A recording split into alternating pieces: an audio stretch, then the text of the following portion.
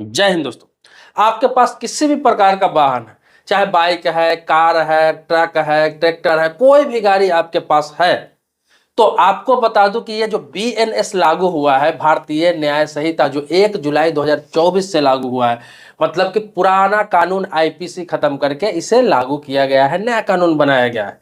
तो इसके तहत जो ड्राइवर है, जो गाड़ी चलाते हैं, ड्राइवर का मतलब ये नहीं कि ड्राइवर आपने रख रखा है उस ड्राइवर की बात बोला, जो गाड़ी व्यक्ति चलाता है, हर कोई ड्राइवर है, चाहे वो बाइक चलाता है, चाहे अपना कार चला के जा रहा है, चाहे अपना किसी प्रकार का कोई वाहन चला के जा रहा है, वो हर व्यक्ति ड्राइवर है। और ड्राइविंग करके अगर जा रहे हैं आप, तो अगर आपकी गाड़ी से किसी को धक्का लग जाता है, किसी की मृत्यु हो जाती है, चाहे आप लापरवाही से वाहन चलाते हैं, तो पुराने कानून के तहत अलग नियम था, लेकिन इस नए कानून के तहत बहुत ही खतरनाक कानून बना दिया गया है, बहुत ही खतरनाक लॉ है। अगर आप लापरवाही करते हैं, गलती करते हैं, तो अब आपको बख्शा नहीं जाएगा, अब आपकी बचने की संभावना नहीं है। ये पूरी बातें बताने जा रहा हूं, पूरा नियम कानून कायदा समझाने जा रहा हूं आपको संक्षेप में। देखिए, नए कानून के तहत हिट एंड रन का जो मामला है, जैसे आप गाड़ी से जा रहे हैं और आपकी गाड़ी से किसी को धक्का लग जाता है, उसकी मृत्यु हो जाती है, तो अब क्या है कि बीएनएस की धारा 106 के तहत आप पर कार्रवाई होगी।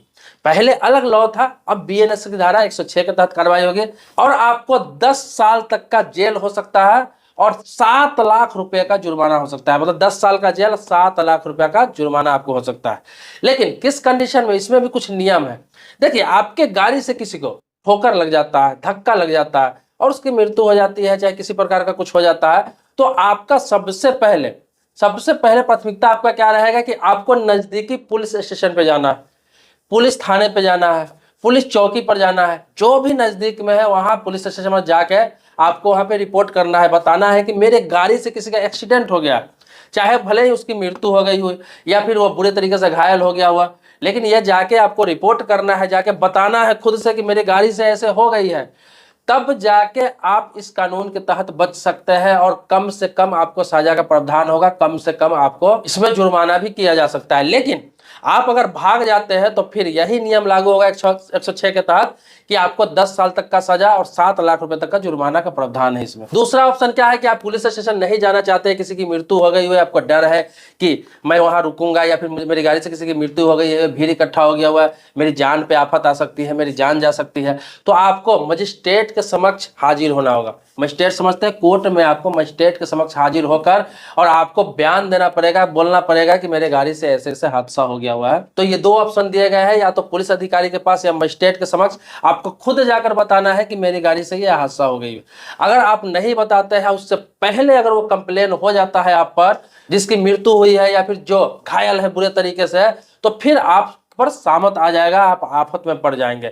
हालांकि देखा जाए तो ये कानून एक तरह से ठीक भी है, एक तरह से थोड़ा सख्त भी है। ठीक इसलिए है कि बहुत सारे लोग लापरवाही से गाड़ी चलाते हैं और किसी को भी रौंद कर, किसी को भी ठोक कर, किसी को भी जान लेकर फरार हो जाता है, निकल जाता है, और आसान कानून के तहत वो बच जाता है, अपना ड्राइविंग लाइसेंस पेश करता है और आराम से उसको बेल मिल जाता है, किसी प्रकार की कोई दिक्कत नहीं होती है। और सजा का भी प्रावधान है तो बहुत कम, मिनिमम कम सजा के प्रावधान था, लेकिन अब उसे चेंज करके जो बीएनएस में लाया गया है, अब लोग लापरवाही से गाड़ी चलाना भूल जाएंगे। लापरवाही से गाड़ी चलाएंगे तो ऐसी सजा होगी लोगों को कि लोग खुद सोचेंगे कि भाई 7 लाख का जुर्माना है, मतलब मेरी गाड़ी की जितनी रेट है उससे ज्यादा तो मुझे यहाँ भरना पड़ रहा है, या फिर 10 साल की सजा है, एक छोटी सी गलती का 10 साल की सजा हो सकती है। इसीलिए लापरवाही से लोग गाड़ी नहीं चलाएंगे।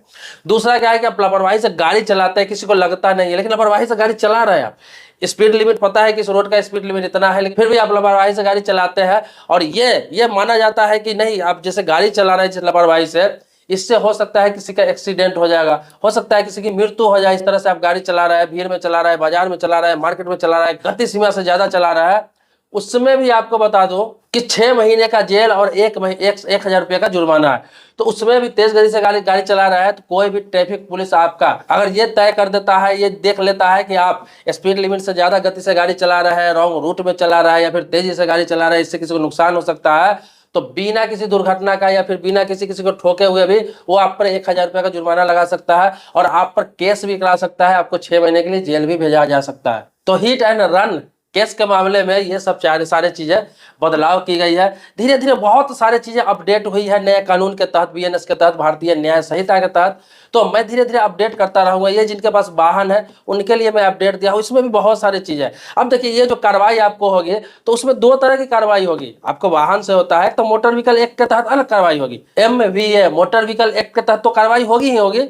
उसके अलावा ये कार्रवाई होगी, ये मत समझिए कि मोटर व्हीकल एक्ट के तहत कार्रवाई नहीं होगी, आपको वो अलग होगी और ये कानून के बीएनएस के तहत अलग होगी। तो जो वाहन अब चलाते हैं उनको डबल अब नुकसान सहना पड़ेगा। इसीलिए आपसे आग्रह करना चाहूंगा कि वाहन अगर लापरवाही से चलाते हैं तो लापरवाही से ना चलाए और बिना लाइसेंस का वाहन नहीं चलाए, तेज गति से वाहन नहीं चलाए। स्पीड लिमिट आपको पता होना चाहिए कि किस रोड में हम कितने स्पीड से चला सकते हैं, मार्केट में कितना स्पीड से चलाया जा सकता है, हाईवे का क्या स्पीड लिमिट है, जो एक एवरेज रोड होता है उसका क्या स्पीड लिमिट है। ये सब समझ के आप गाड़ी चलाइए, लापरवाही से गाड़ी मत चलाइए, शराब पीकर गाड़ी मत चलाइए।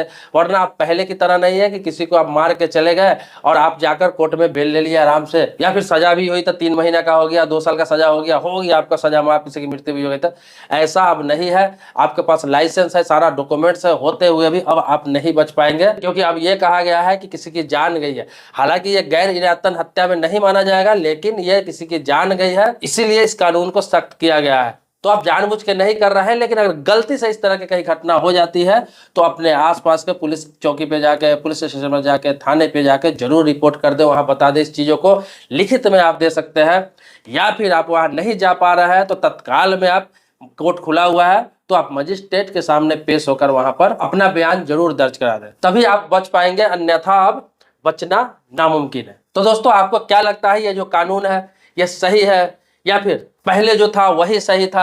हालांकि बीएनएस में सिर्फ यही नहीं, सारे कानूनों को सख्त कर दिया गया है। लगभग जितने भी कानून संशोधन किए गए सारे को सख्त कर दिया गया। संशोधन नहीं इसे कहेंगे, बिल्कुल सारे कानून को बदल ही दिया गया है। क्योंकि पहले था आईपीसी भारतीय दंड संहिता, जिसे अब बीएनएस कर दिया गया है भारतीय न्याय संहिता। मतलब पहले दंड था, अब न्याय हो गया हुआ है। मतलब पहले कोई क्राइम करता था उसे दंड मिलता था, ये समझिए आसान भाषा में। अब जो पीड़ित होगा उसे न्याय मिलेगा। दोस्तों इसी तरह का मैं नए नए अपडेट देता रहता हूँ, चाहे वो कानून से संबंधित हो गया, गवर्नमेंट स्कीम से संबंधित हो गया, बैंकिंग हो गया, लोन हो गया, फाइनेंस हो गया, इन्वेस्टमेंट हो गया, बहुत सारे टॉपिक का वीडियो बनाता हूँ। तो आप मेरे चैनल को सब्सक्राइब जरूर कर लेगा, सब्सक्राइबर नहीं है तो, लेकिन सब्सक्राइब कर रखे है तो इसके लिए कोटि कोटि धन्यवाद देता हूँ, आभारी हूँ आपका। मिलता है नेक्स्ट वीडियो में एक नए मुद्दे के साथ, तब तक के लिए शुक्रिया, धन्यवाद, जय हिंद दोस्तों।